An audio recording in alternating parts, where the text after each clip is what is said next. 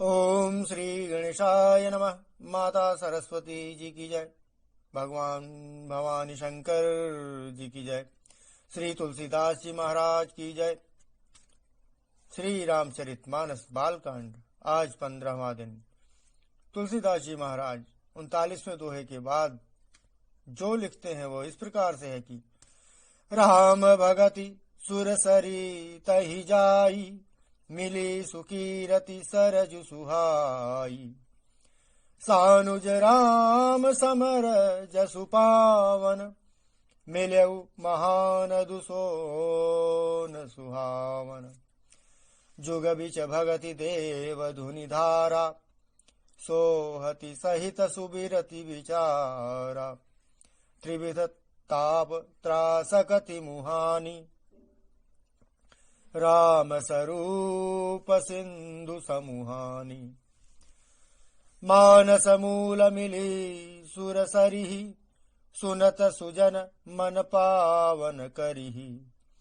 बिच बिच कथा विचित्र विभागा, जनु सरि तीर तीर बन बागा। उमा महेश विवाह बराती, ते जलचर अगणित बहु भांति। रघुबर जन्म आनंद बधाई, भंवर तरंग मनोहरताई। बाल चरित चहु बंधु के, बनज विपुल बहुरंग। नृपरानी परिजन सुकृत, मधुकर बारी विहंग। सुंदर कीर्ति रूपी सुहावनी सरयू जी राम भक्ति रूपी गंगा जी में जा मिली। छोटे भाई लक्ष्मण सहित श्री राम जी के युद्ध का पवित्र यश रूपी सुहावना महानद सोन उसमें आ मिला। दोनों के बीच में भक्ति रूपी गंगा जी की धारा ज्ञान और वैराग्य के सहित शोभित हो रही है। ऐसी तीनों तापों को डराने वाली यह तिमुहानी नदी राम स्वरूप रूपी समुद्र की ओर जा रही है। इस कीर्ति रूपी सरयू का मूल मानस श्री रामचरित है और यह राम भक्ति रूपी गंगा जी में मिली है। इसलिए यह सुनने वाले सज्जनों के मन को पवित्र कर देगी। इसके बीच बीच में जो विभिन्न भिन्न प्रकार की विचित्र कथाएं हैं, वे ही मानो नदी तट के आसपास के वन और बाग हैं। श्री पार्वती जी और शिव जी के विवाह के बराती इस नदी में बहुत प्रकार के असंख्य जलचर जीव हैं।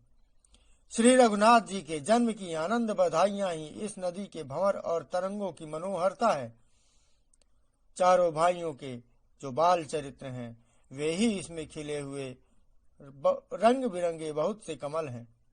महाराज श्री दशरथ जी तथा उनकी रानियों और कुटुंब के सत्कर्म पुण्य ही कुटुंबियों के सत्कर्म पुण्य ही भ्रमर और जल पक्षी हैं। श्री सीता जी के स्वयंवर की जो सुंदर कथा है, वही इस नदी में सुहावनी छवि छा रही है।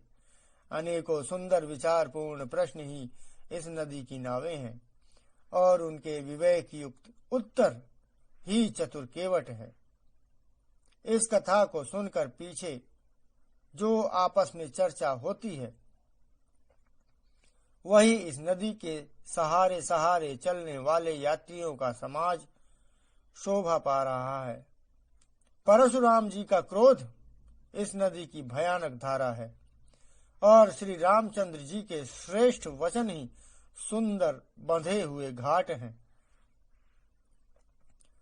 भाइयों सहित श्री रामचंद्र जी के विवाह का उत्सव ही इस कथा नदी की कल्याणकारिणी बाढ़ है, जो सभी को सुख देने वाली है।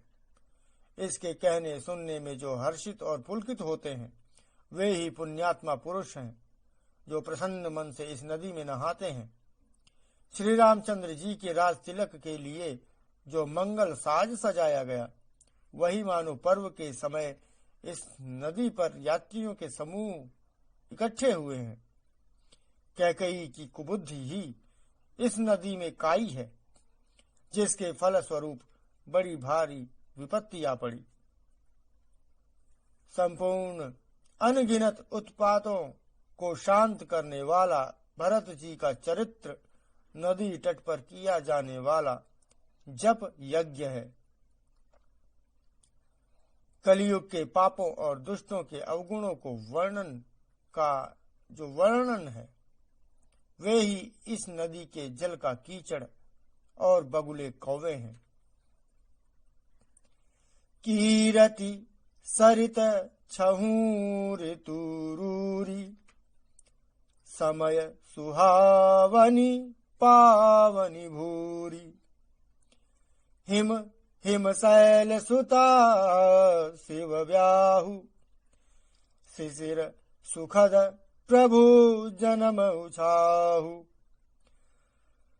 बरनब राम विवाह समाजु, सोमुद मंगलमय ऋतुराजु।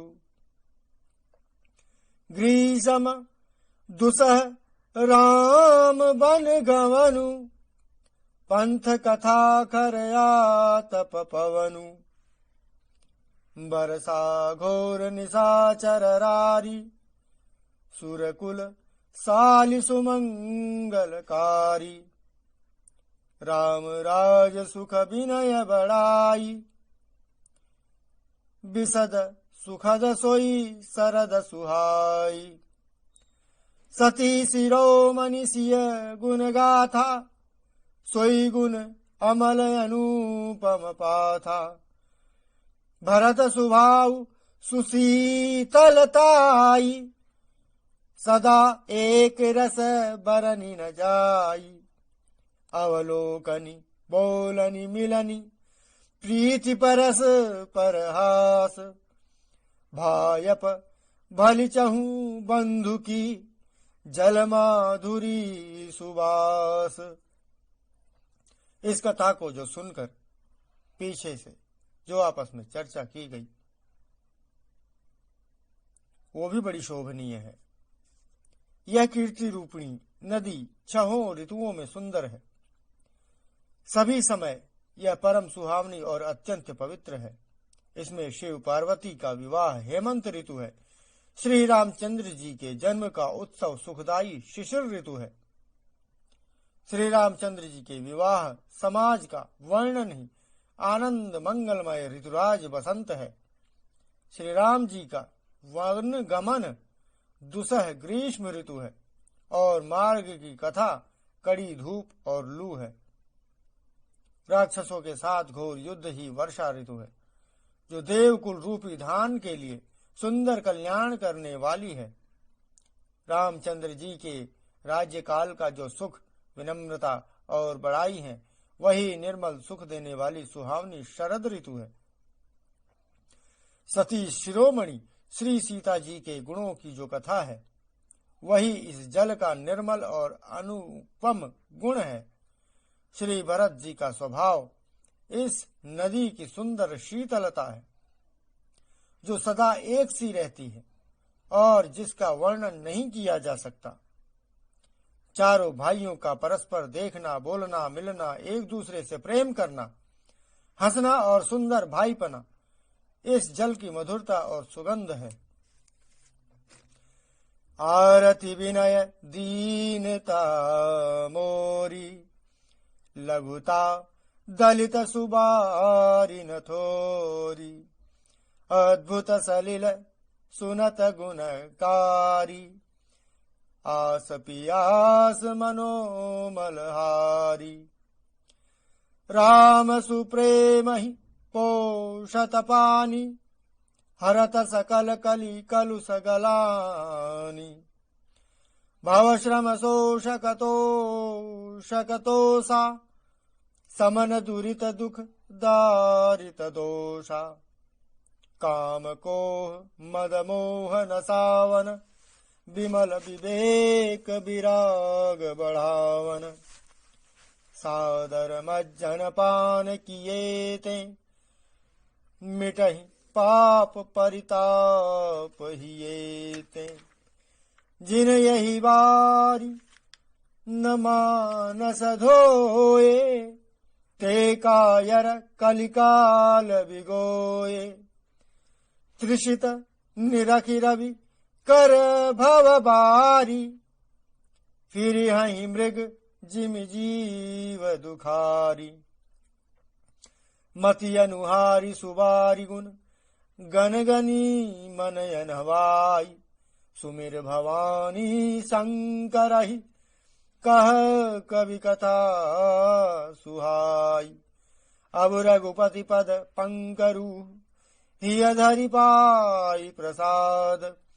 कहूँ जुगल मुनि वर्य कर, मिलन सुभग संवाद। जय श्री।